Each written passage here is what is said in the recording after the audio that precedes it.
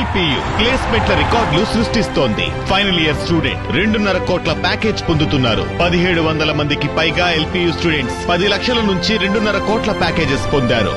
విద్యా విప్లవం ప్రారంభమైంది లవ్లీ ప్రొఫెషనల్ యూనివర్సిటీలో.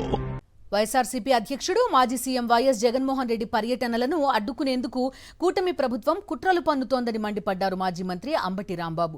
ఈ నెల 18న నాగమల్లేశ్వరరావు కుటుంబాన్ని పరామర్శించేందుకు కూడా పర్మిషన్ తీసుకోవాలంటూ విచిత్రమైన ఆంక్షలు పెడుతున్నారన్నారు.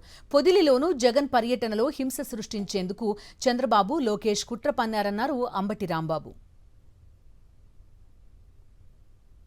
18వ తారీఖున ఉదయం సత్తెనపల్లి వెళ్లి నాగమల్లేశ్వరరావు కుటుంబ సభ్యుల్ని పరామర్శించి రావాలని జగన్మోహన్ రెడ్డి గారు నిర్ణయించుకున్నారు.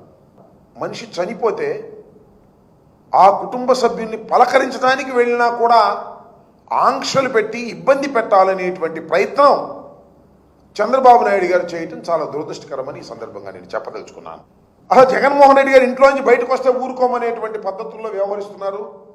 చంద్రబాబు నాయుడు గారు, లోకేష్ గారు పోలీసు యంత్రాంగాన్ని ఉపయోగించి జగన్మోహన్ రెడ్డి గారు పొదిలి పొగాకు రైతులను పరామర్శించడానికి వెళ్ళారు. అక్కడ మహిళల్ని రెచ్చగొట్టి ఓ 10 మందిని నల్లబెల్లులు పెట్టి క్షమాపణ చెప్పాలి, ఎదురు వస్తారా?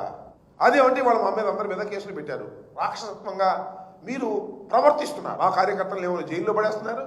జగన్మోహన్ రెడ్డి గారిని ఇంట్లో బంధించి ఏదో చేయాలని మీరు అనుకుంటున్నారు. ఇది చాలా ప్రమాదకరమైనటువంటి సంకేతాలు ఇస్తుంది.